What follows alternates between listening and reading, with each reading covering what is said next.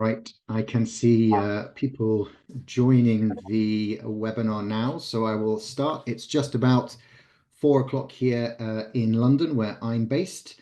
I'll say good morning, good afternoon, and good evening because I know we always have attendees from around the world, so it's always nice to see where you're from in the chat box if you want to put that in there and what your position is in the world of ELT, ESL, EFL, whatever you are calling it in your context. Just before we get started and I hand over to our speaker today, a little bit of housekeeping for you. So as you'll know, we'll be here for about 1 hour today in total. So 45 to 50 minutes, our speaker will be speaking. And we will also have 10 to 50 minutes for questions. We are recording this, so if the signal drops out or if you have to leave for any reason, please just remember it's being recorded and it'll be put up on the Transformative Teachers webinar website soon. Do play around with all the controls so you can change the view and have it as you want, and keep interacting with us. I can see people using the chat box already. You'll see we get quite a few people here, so it moves quite quickly. If you have any urgent questions or questions you want to ask to our speaker, it might be best to use the Q&A or question and answer box, which will be somewhere around on your buttons and controls. And an important piece of information for Transformative Teachers webinars in 2025, anyone that is in attendance today at the live webinar will automatically receive a report of attendance. You don't need to do anything. We'll send that out within a week or so. So with that, I should introduce who is speaking for us today. So I'm very pleased to welcome Cherie, who is a DIP qualified teacher based in Sri Lanka and discovered her passion for education in 2010. Since then, she's honed her experience specializing in phonics, dyslexia support, and play-based approaches for young learners. She's also a certified course tutor for teacher training courses, including the Trinity College London Cert TESOL, Cert PT, and the TILEC, which is the Teaching Young Learners Extension Certificate. And today she's joining us to speak about fostering creativity in young learners. So over to you. Hello, can you hear me? All good?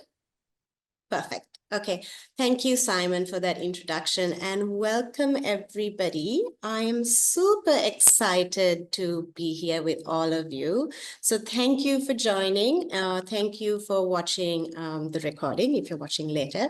So before we go into what we're going to cover in this webinar, we're going to look at just a little bit about me and how I got interested in creativity. So bear with me while I share my screen.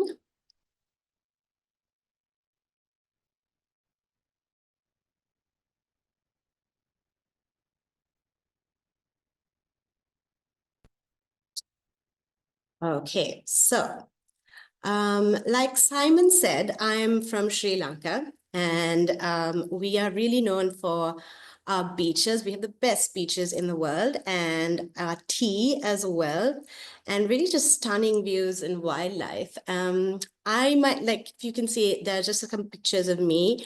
This is me and my husband on one of our favorite beaches as well. This picture in the middle is Cherie, which is my favorite beach. It's really small, but it's just stunning. And this is me in Umagiliya, where all our tea comes from. It's the mountainous range of Sri Lanka. I might be a little bit biased, but Sri Lanka is the most beautiful country in the world. So if you haven't visited, please do. This slide is sponsored by Sri Lanka Tourism, I think. But anyway, yeah, so please do come if you haven't come to Sri Lanka. I'm really passionate about Sri Lanka. Right. Little bit more. I'm the co-founder of UK Training Academy. We founded the company about 3 years ago, and we consult for other education institutes. We also offer bespoke training solutions for schools, institutes, as well as corporate companies as well. We also offer Trinity teacher training qualifications, such as the Cert TESOL and Cert PT. We offer this in partnership with our partners in England as well. I'm also a freelance early years and primary teacher at the British Council here in Sri Lanka. So that was just a little bit about me. So I just want to talk a little bit about my journey with creativity. So about 3 years ago, I was really overextended and overworked and underpaid, like most of us are in education. And I just hit a burnout, like I was just completely burnt out. And I had to really make the difficult decision to stop teaching, at least for a while. So I wasn't really sure who I was. I wasn't even sure if I was going to come back to teaching. And I'm not a very creative person. I am not an artist. I'm not a musician, or neither am I a writer. But I had aimless curiosity. And when I stopped teaching, I had time on my hands. So I had to find a way to express my curiosity. So I decided to become a student, really. And I did a course in mixology. I took a course in sign language. I did some event planning. I also became a matchmaker. So I just really liked setting up single people. I also became a bartender for a little bit, and I just was lucky enough to work in a bar for a little bit. So I did everything other than teaching for a while. And although I'm not an artist, I realized I was creative, and teaching is all about creativity. And luckily, all my teaching skills were transferable to whatever I tried out. It was about a year I stopped teaching. Because I mean, dealing with drunk customers is not much different from dealing with a class of 5-year-olds. So in this creative journey, I managed to really deal with my anxiety and deal with uncertainty. And it really made me more resilient. And this really helped me find my way back to the classroom. Let me just stop sharing for a bit.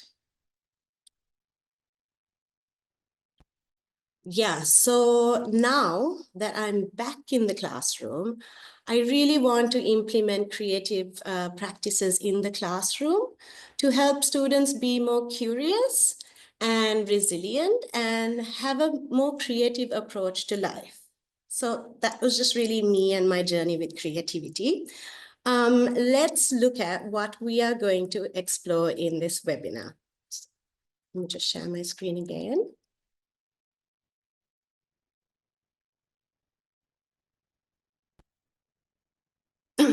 Sorry. All right, so in this webinar, we will explore what is creativity and why foster it. We're going to look at inquiry-based learning and how to model curiosity, so using different tools in the class to model curiosity. We're going to look at the neuroscience of creativity and its implications in the classroom. We're going to also look at overcoming barriers to creativity. And finally, I'm also going to give you some tips to nurture your own creativity. Okay, so let's start with what is creativity and why foster it. I'm going to put this out to you. Use the chat box to give me your answers. What is the first word that comes to your mind when you think of creativity? I'll give you a couple of minutes. Sorry, not a couple of minutes, but 30 seconds to think of what creativity means to you.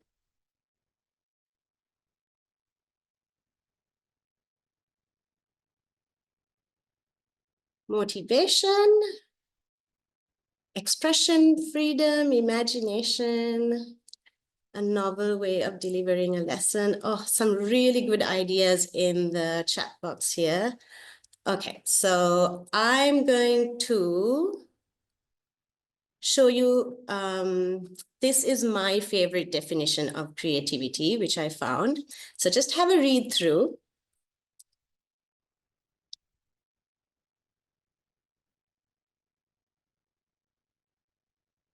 So creativity is really combining ideas in new ways and solving problems and exploring possibilities, like y'all mentioned in the chat as well. Also, so for example, when a young learner student makes a spaceship out of building blocks to talk about their dream house, instead of making a house, this is creativity. They're combining new ideas. They're combining like new ideas of what a house is and looking at an alternative solution, communicating their thoughts, and also entertaining themselves and others as well. So we're usually motivated to be creative because of the need for novel, varied, and complex stimulation, and also the need to communicate ideas and values, and the need to solve problems. So that is what creativity is. Next, 1 minute, let me share my screen again.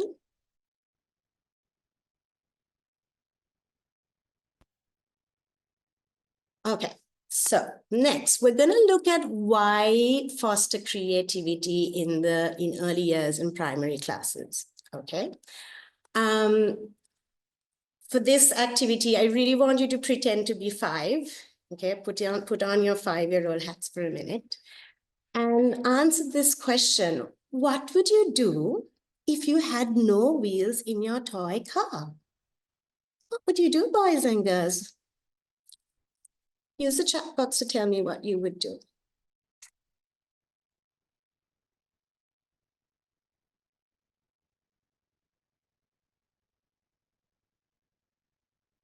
Make it fly. Oh, okay. Add paper wheels. I like it. Think about how you would feel as well if you had a toy car which didn't have any wheels. Oh, push it. Okay. Oh, cry to my parents. I totally understand that you will be really upset if you got a toy car without any wheels on it. Excellent. Okay, right. Take out your EYL hat. You're not 5 anymore. Let's put on our teacher hats again. Think of this activity and, sorry. 1 minute. Think of this activity and how does this activity support cognitive skills, social skills? Was it communicative? Did it involve problem solving? Was it entertaining? So hopefully you answered yes to most of these things and had to think about how it is. So why foster creativity in early years and primary classes is because it really supports whole child development. Creativity supports emotional, social, and cognitive growth. So children can gain confidence by exploring ideas without the fear of failure. That's mostly the emotional side. Collaboration in creative tasks fosters communication and empathy. It builds problem solving and communication skills. So problem solving through creative challenges boosts critical thinking as well as adaptability. Creativity also encourages children to express ideas and think through challenges. So asking, what would you do if you had no wheels for your car? Encourages brainstorming and divergent thinking. So creativity is essential for adaptability, innovation, and critical thinking, which are all 21st century skills that are vital in today's fast-changing world. So fostering creativity at an early age builds the mindset needed for lifelong learning. So I hope that answers the question of why foster creativity in the early years in primary classes. Right. Another reason for fostering creativity is to reduce anxiety and to build resilience. So this is the main reason why I'm motivated to foster creativity. in today's world, we're seeing like even very young learners dealing with stress and anxiety, like seeing it at a younger and younger age. And I recently saw this podcast where Dr. Martha Beck, that's her over there, and she's a life coach, and she's actually Oprah's life coach. And she said this thing which was really struck a nerve with me. She said the opposite of anxiety isn't calm, it's creativity. And so anxiety can shut down creativity, but if you go to the right side of your brain and be creative, it can shut down anxiety. Creativity helps reduce anxiety by encouraging exploration and breaking routines. Creativity helps children view mistakes as part of the learning process, and that really builds resilience. So if you look at my journey with creativity, this really rings true. Creative practices really helped me shut down my own anxiety, and like luckily it helped me come back to teaching. And I just want to share with you 2 activities you can do in your classes which will promote creative practices. So let's go to the first activity. It's called the nature walk. Okay, so let me stop sharing my screen. Once again, I want you to pretend that you are 5 and you are in my early years class. So put on your early years hat. Okay. Boys and girls, we are going to go on a nature walk. Oh, by the way, you can use the chat button to send your answers when I ask you questions. Right. So what should we take on our nature walk? Maybe we need some binoculars to help us look at all the animals we're going to see. What else do we need? Oh, maybe a water bottle.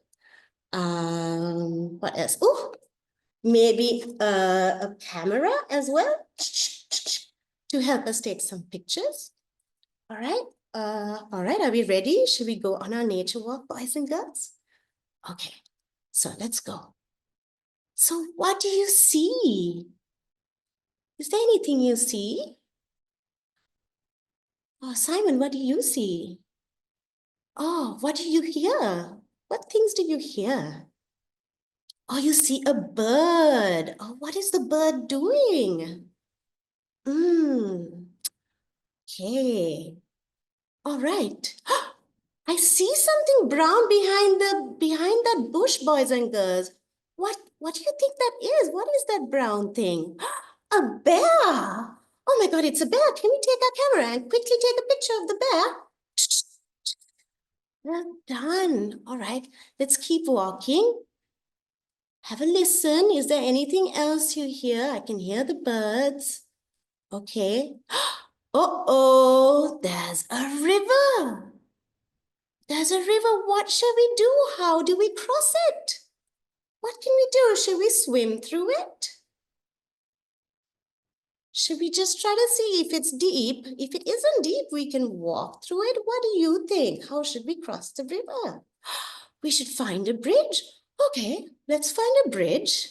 All right, I'm going to stop that activity there. You can take off your EYL hats and let's put our teaching hats on. Let me share my screen again.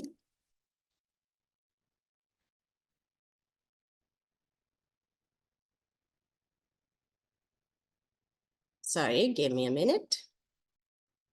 Okay, share. All right, so that was the nature walk. All right. So we elicited from each other, I elicited from you, the students, what you saw, what you heard, what can you touch, this activity can go on and on when you're doing it in class. And then I created a problem, the river, how do we cross the river?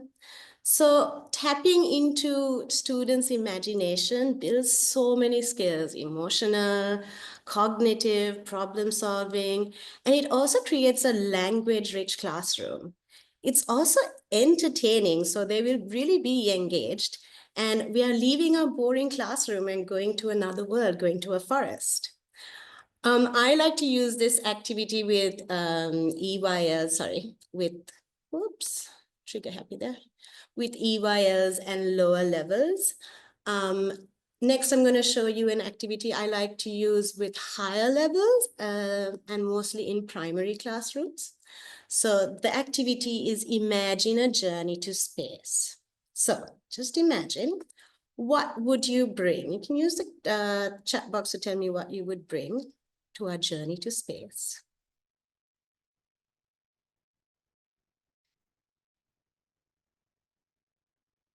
A rocket, okay. Oh, your dog.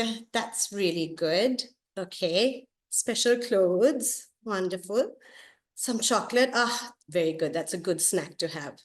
All right. Then the second question is, how would you communicate to the aliens? How would you communicate with aliens? I like that answer, my mom to cook. How would you communicate with aliens? Walkie-talkie. Did you pack that in when not in our journey to space? Did you pack that in your bag? Oh, gestures. That's a good one. Yeah, yeah. All right, let's stop. So this is just another activity I like to use with primary and higher levels because it requires a little bit more language. And again, as you can see, it builds problem solving and collaboration while also fostering creativity. You can adapt this activity to make it more collaborative depending on the age and level. So for example, you can say you're only allowed to bring 5 things, or you can't buy anything. You have to bring something which is in your bedroom. So you let the students lead the activity through their imagination. Right, okay. So let's have a look at our roadmap and see where we are so far. We looked at what is creativity and why we foster it. We talked about how it supports whole child development, communication, and 21st century skills. We looked at the connection between creativity and anxiety. So the opposite of anxiety is actually creativity and vice versa. We also looked at 3 creative activities. The first one was, what would you do with your toy car if it didn't have any wheels? The second one was the nature walk, which I like to use with my very young and lower level classes. And the third activity was, what was the third? Imagine a journey to space, which I like to use with the older and higher level students. What are we going to look at next? Okay. Next, we're going to look at inquiry-based learning and how to model curiosity, right? Let me stop sharing for a second. Okay, so in the two previous activities, the nature walk and the journey to space, there was a lot of questions. I asked you a lot of questions. I was modeling and encouraging curiosity. So curious as to what snack you're going to bring on the journey to space, curious about what you heard while we were going on the nature walk. We were also curious about what's behind the bush during the nature walk. And it wasn't about right or wrong answers. It was just simply curiosity. It's all about curiosity. So let me share my screen again.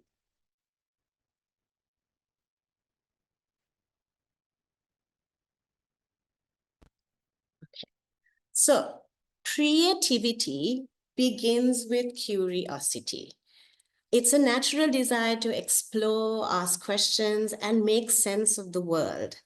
For example, a child wondering, why do birds fly, can lead to creative activities like designing their own flying machine.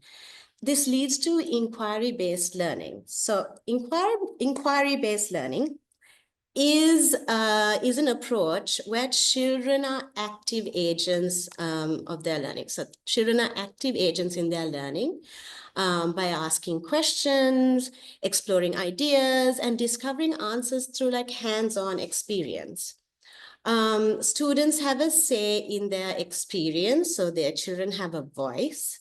Students have a say and have an active part in the decision making about their learning, so choice. And they are personally invested in the process, so responsibility. So Instead of focusing solely on giving children information, we encourage them to explore and think critically about the world around them. So when children are curious, they are more engaged and motivated to learn. This is going to be, when they're motivated to learn, you're not going to have behavioral problems or anything like that in class. So it's really, creative tasks are just amazing in that way as well.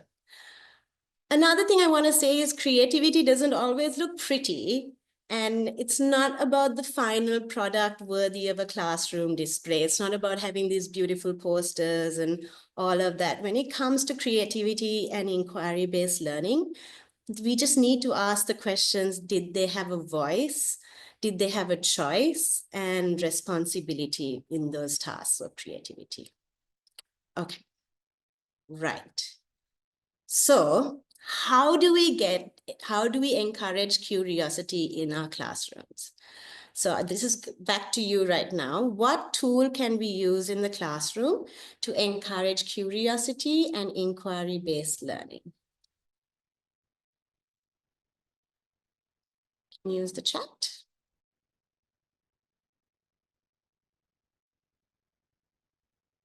Natural mystery items. Okay, I'll give you a clue of what I'm talking about. You just really need help from one thing to encourage curiosity. It's something that you probably already have in your EY classes. The kids love it. It's actually just a thing. It's a tool. Realia.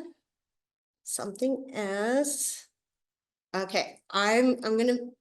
Oh, someone got the right answer. Yes, it's a puppet. Right. So let me introduce you to my puppet. This is Yanni. Yanni, say hi to the boys and girls. Hello. So Yanni can be used in so many ways. Let's have a look at it. Let me just share my screen again.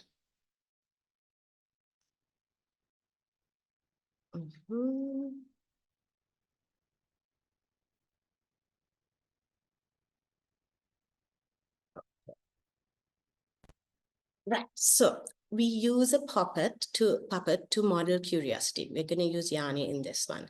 To encourage curiosity, we need to create a classroom environment where questions are welcomed and exploration is encouraged.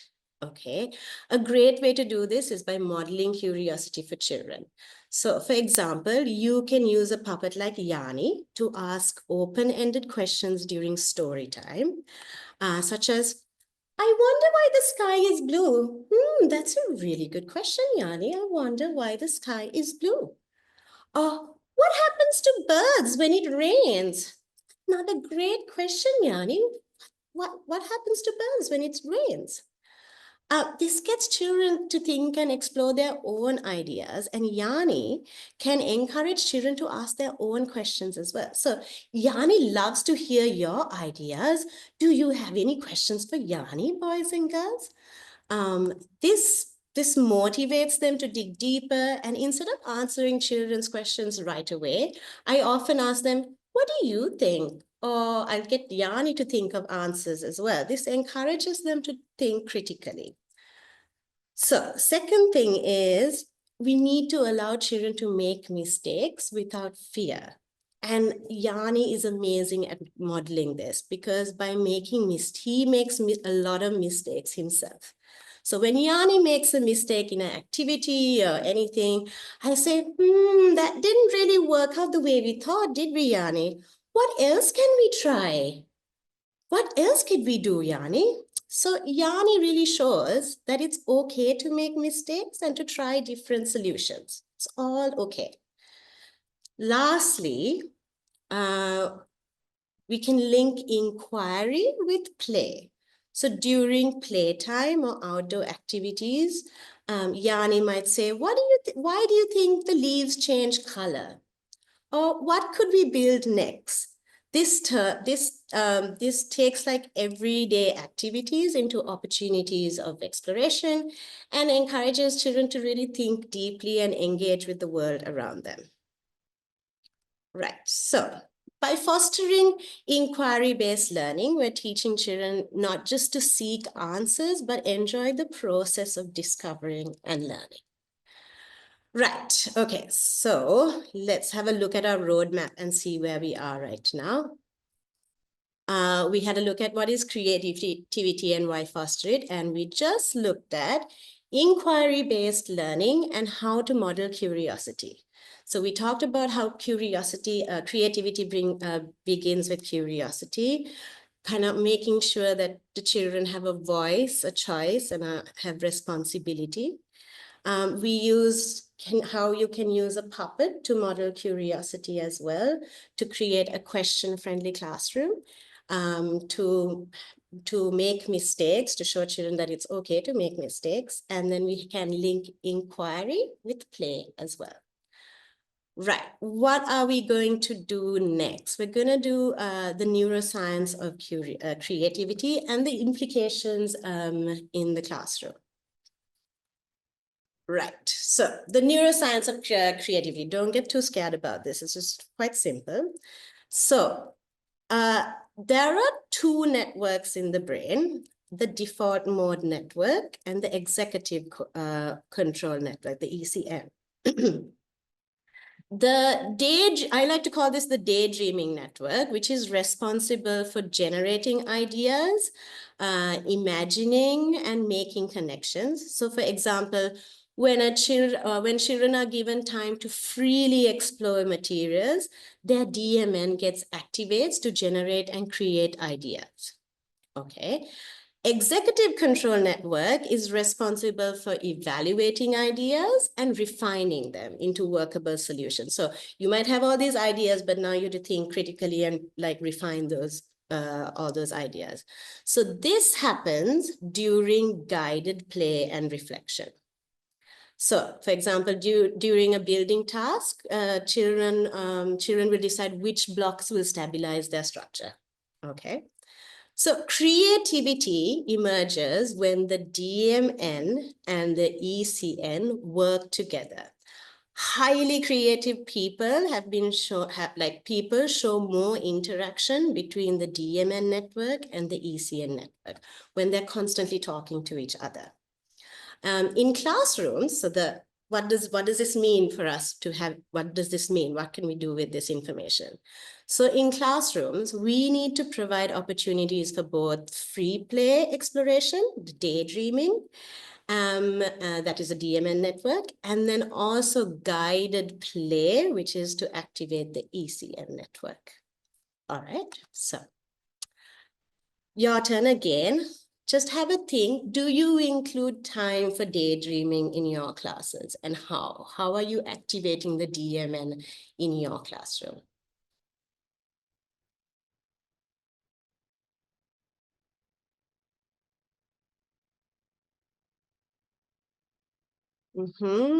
Any ideas? Oh, listening to relaxing music. Oh, yes, that's a good one. Yeah.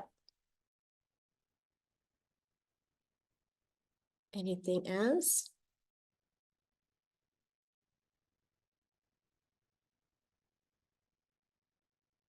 How are we activating, make them more choices? Yeah, that's true.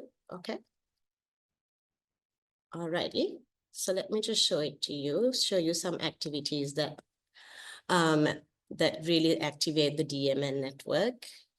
You're totally right. Yeah, so basically any free play, art, when they're doing pretend play, when they're playing with when any outdoor activities and so on. So a study by George Land, I'm sure you guys have heard about this study, found that 98% of 4 to 5-year-olds tested at genius level for creativity. But this dropped dramatically as they grew older. And when the same kids were tested at high school, only 12% tested at genius level. And by the time they're adults, it has dropped to 2%. So one theory is that schools really kill creativity because of the lack of time to daydream and to get the DMN working. All right. So luckily for us, and luckily for with EYL and primary levels, we can integrate more open-ended tasks like letting children build whatever they imagine and discuss its purpose, and engage in imaginative play such as role play, which encourages creativity and communication. All right. Okay. This is an activity. I came across this while scrolling TikTok last year, and I've just started doing this activity in my classes as well. So this activity promotes divergent thinking, thinking out of the box, and it's called "This is not a, it is a." So I just want you to play the video so you can have an understanding of what the activity is about. This is not a camera. This is a submarine, castle, fish tank, Olympic medal, police car, chips, and a robot. Okay, so I'm going to be really honest with you. I started doing this activity and it does, and like what the kids produce are not as creative as like the stuff she is showing. But I mean, that's okay because early creative attempts are often imperfect or messy. And that's okay. The process of trial, error, and refinement is where real learning happens. So they can do it in groups, and it will encourage communication and collaboration. And I think sometimes you just have to do it together as a group so they know what to do and then they'll get a hang of it and they'll just get better at it as the more you do it.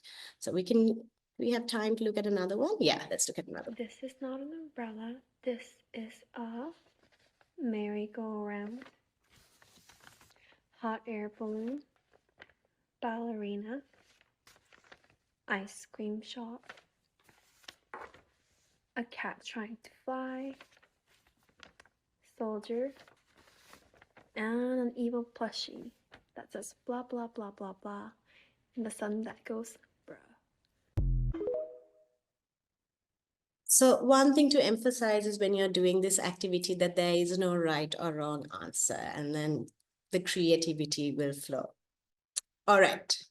Okay. So we looked at ways to activate the daydreaming network. Let's look at the ECN now, which is the Executive Control Network. And that is basically guided play and reflection. So back to you. Do you include time for guided play or reflection? And if you do, how?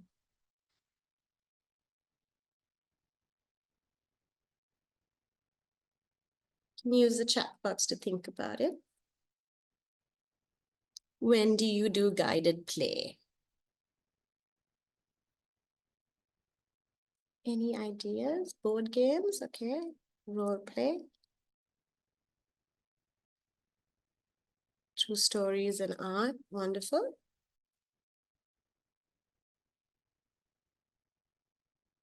Okay, so let me just go through how I do it. So I usually do it during, sorry,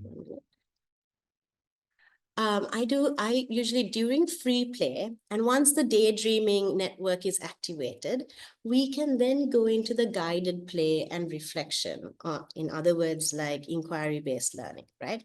For example, if they are building something, if they're playing with their building blocks, when students are playing with building blocks, you can ask them after a while, after they've finished their daydreaming and just chilling, how do we make this building taller?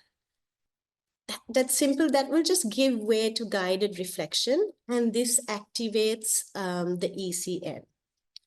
Now, I'm going to put this to you, okay? We have two situations here. Situation A, when they're playing with some toy animals, it could be dinosaurs, lions, whatever.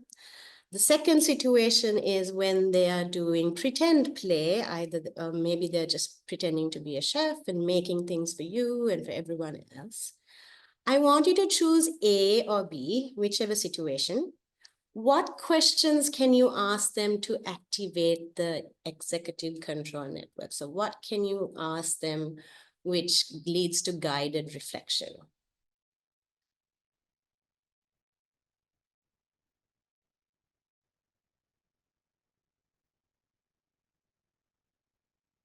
Yeah, so just choose one situation and think of one question you can ask, which will activate guided reflection and ECM.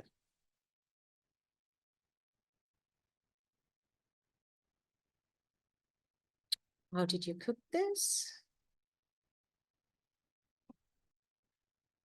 How do you cook pizza? Oh, yeah, that's a good one.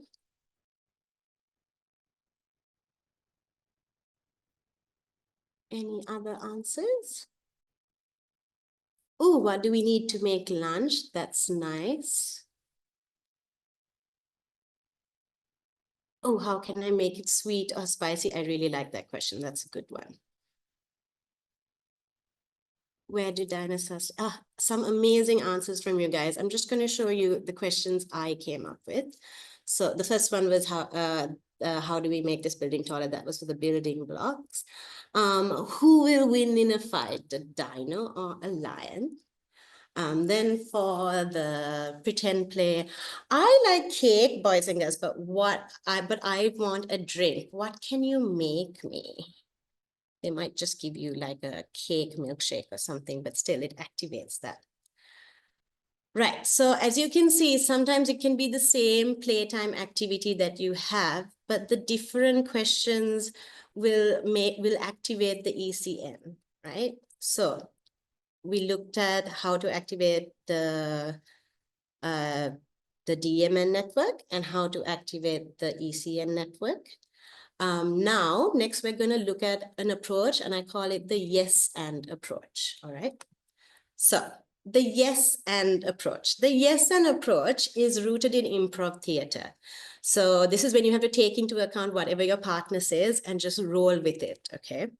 So it has powerful applications for fostering creativity in the classroom, and it encourages children to build on ideas rather than dismiss them, promoting collaboration, adaptability, and imaginative thinking. So what it does is it encourages open-mindedness. So by saying yes and instead of no or but, we create a safe space where all ideas are valued. So for example, if a child suggests, let's make a car that flies, you can respond with yes. And where would it land? So this validates their idea while encouraging deeper exploration. The second thing is it also builds confidence in young learners. So children feel that their contributions are meaningful when their ideas are accepted and expanded upon. This approach reduces the fear of failure, which fear of failure often inhibits creativity. Third one is promotes collaboration. So in group activities, the yes and approach fosters teamwork by teaching students to support and build on each other's ideas. Okay. Can you think of a fourth reason of what yes and approach will support? Any ideas before I show you my answer? What else does it build on? Any ideas? Creative thinking, okay, perfect, builds self-esteem. Vocabulary, of course, yeah. Love it, yeah. Problem solving, wonderful. So I came up with, which y'all had mentioned, it teaches flexibility and adaptability. So creativity often involves uncertainty, and this approach really helps children embrace unpredictability. So if an art project doesn't go as planned, instead of saying, this didn't work, encourage, yes, and what else can we do with it? Okay. Another reason is also it nurtures imagination and exploration as well. This is something y'all mentioned in the chat. It's a tool for brainstorming. So no idea is too wild, no, it's not wrong. And ask the children what would happen if animals could talk. You can respond with, And what would they say if they can talk? That's another way of doing it. Okay, so let me just stop sharing for a second. And let's have a look at our roadmap and see where we are.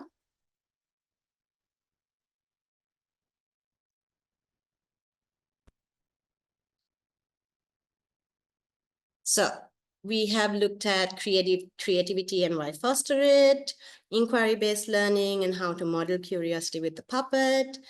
Then we just looked at the neuroscience of creativity. We looked at the DMN network and the ECN network, so free play and guided play. Then we also looked at the yes and approach. So only 2 more things to cover. Next, we're going to look at overcoming barriers to creativity, and we're also going to look at tips to nurture your own creativity, okay? Question to you. What's one barrier to creativity you face in your classroom? What's one barrier? So for example, limited resources could be a barrier to creativity. Can you think of any other barriers you face in your classroom? Time, yeah, big one. Language skill. Oh, excellent. Yes, strict curriculum. Space, all right. My own lack of creativity. Oh, hopefully you won't feel that way. So introvert students, definitely. So let's have a look at my answers, which are pretty much the same as yours and what you all have come up with. I came up with limited resources, so lack of materials or tools. A strict syllabi leaves little room for creativity. Fear of failure, students or even teachers avoid creativity to prevent mistakes. Time, a lot of y'all said time. Creativity really feels time consuming at the start. And teachers may feel unsure about, so teacher confidence, unsure about fostering creativity. That's if you feel you're not creative yourself.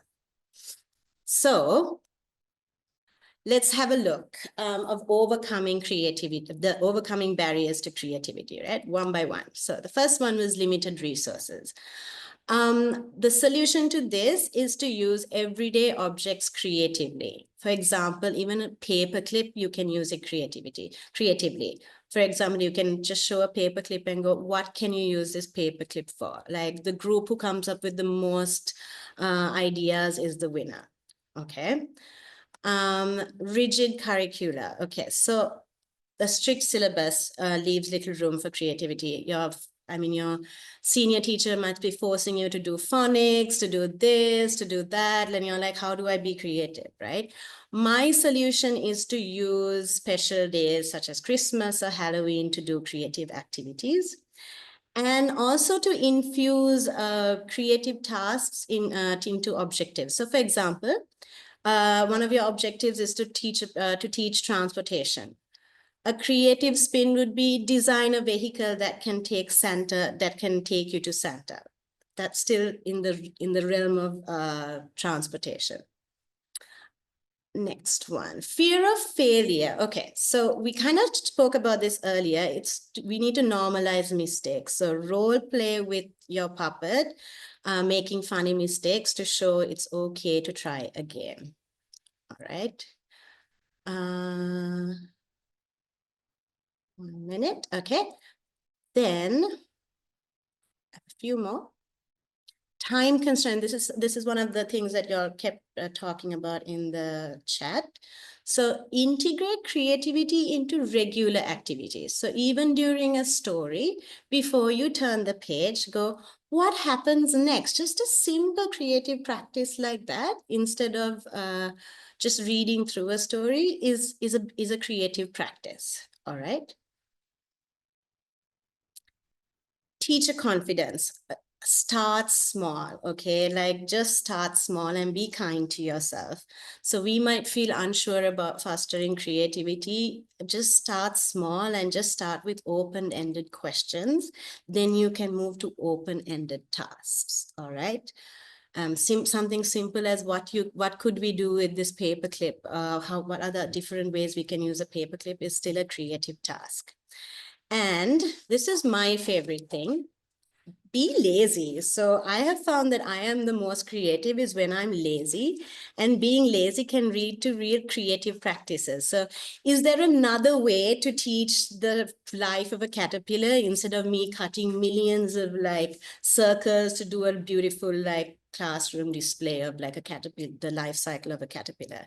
Just like when I want to be lazy, that's when I'm more creative and I have the best classes through that.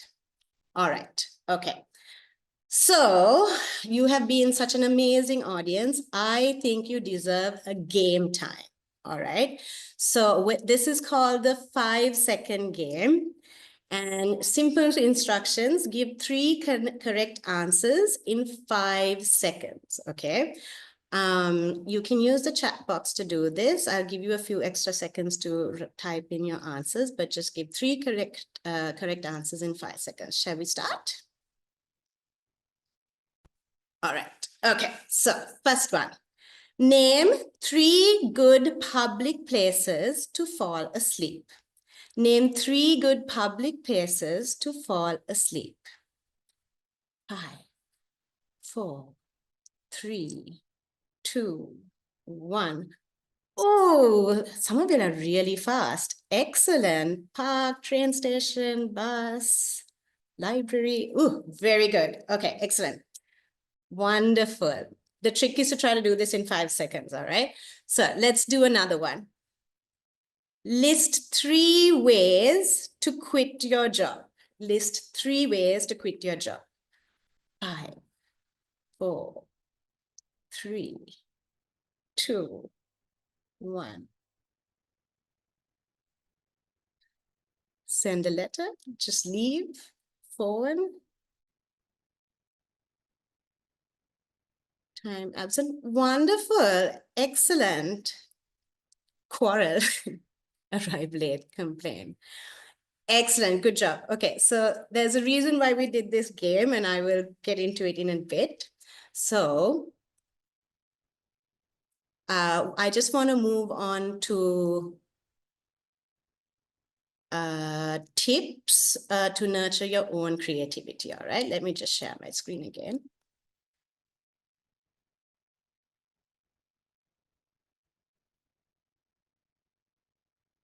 Okay, we're almost at the end. This is the last part of the webinar.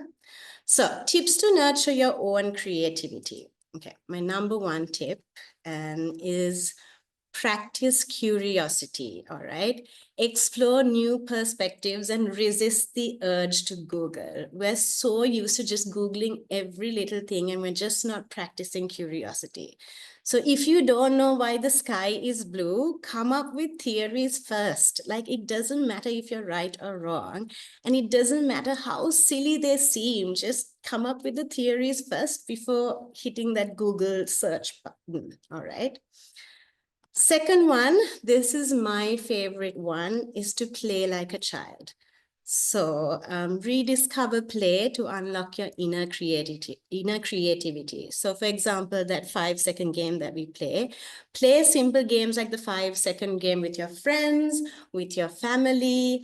I have like I have downloaded an app called the Pocket Party on my phone, and I constantly bring it up when I'm hanging out with my friends and family. Seek new experiences. So broaden your perspective by stepping outside your comfort zone, travel, try a new hobby. My new hobby is crocheting.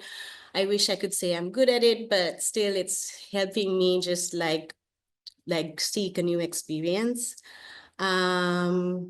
Next one is experiment in your teaching. Take small risks with your lesson plans. Try not to use the same lesson plan and just try some fresh ideas. Make time for reflection. Reflect on what sparks your own creativity. Keep a journal, jot down ideas and inspiration from daily life. And another really important one is to really recharge yourself. Don't let yourself get burnt out like the way I did 3 years ago. Creativity thrives when you feel refreshed and energized. So exercise, sleep well, listen to music that inspires you. All right. I want you just look at this list, and you can use something from this list or not, but answer the question, what's the one thing you will do to spark your creativity? What's the one thing you're going to try? Just use the chat box to tell me. Just choose one. Don't try to do too many.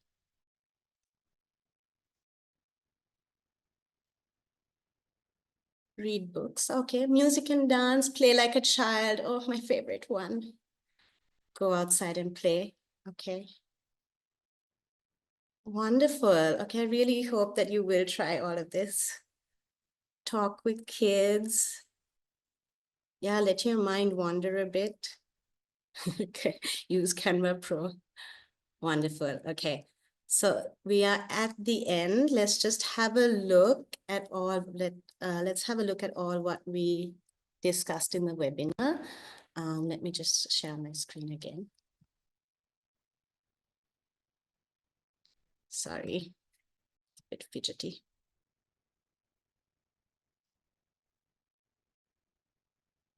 Okay, so in this webinar, we explored what creativity is and why foster it. We looked at inquiry-based learning and how to model curiosity using your puppet. We looked at the neuroscience of creativity, the DMN network and the ECN network, and the connection with free play and guided play.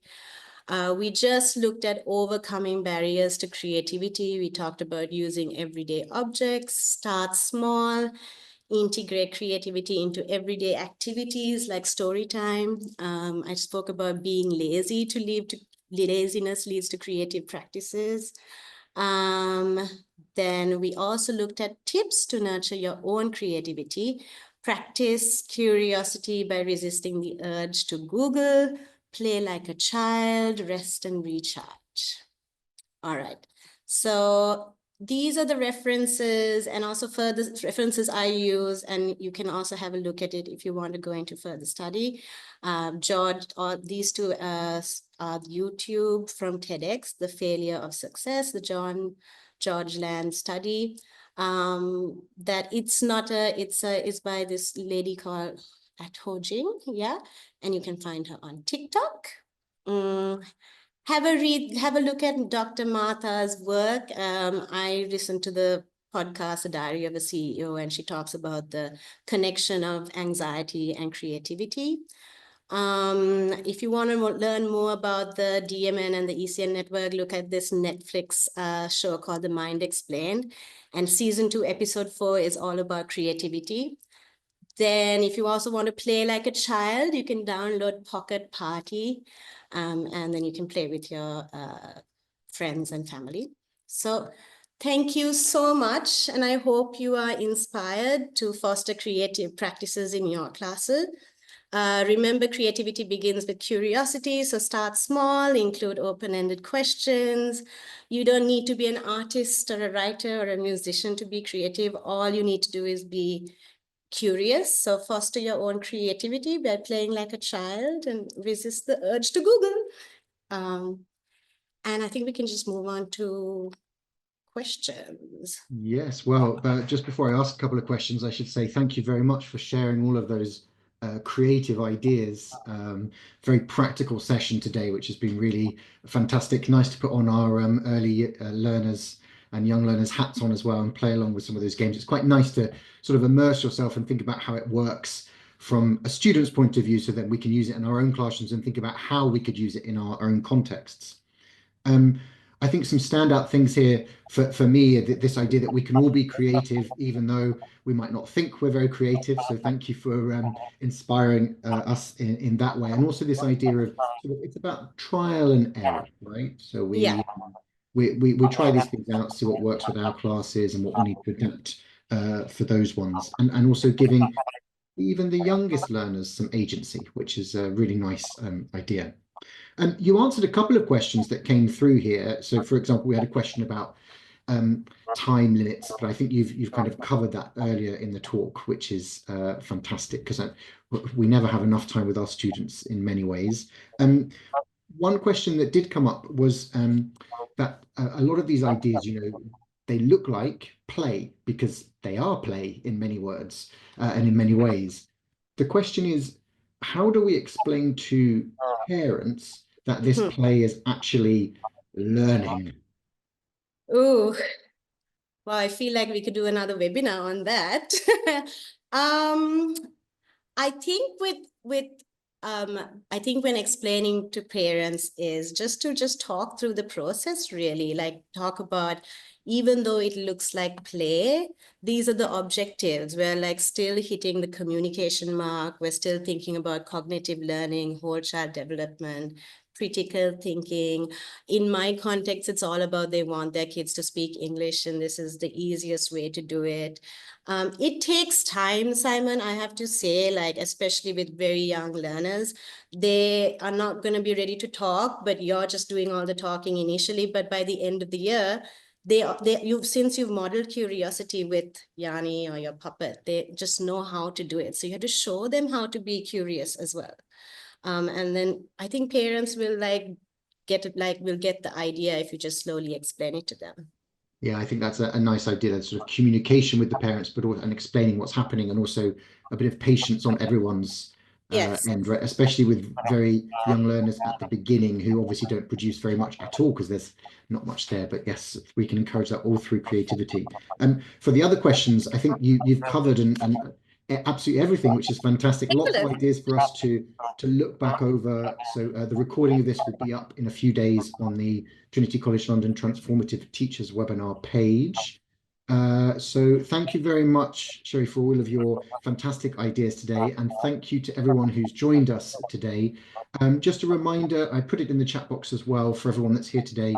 On Wednesday, the 29th of January at 12 p.m. UK time, Trinity College London will be putting on a free webinar that explains a bit more about the certificate for practicing teachers, which Cherie, you're one of the tutors and markers for as well. So if anyone's interested in that, the link is in the chat box as well, or you can just find it on our various social media pages. But that's it for today. So thank you very much again. Enjoy the rest of your days, mornings, afternoons, and evenings. And I look forward to seeing lots of you again next month. All right. Thank you. Bye, everyone. Good night.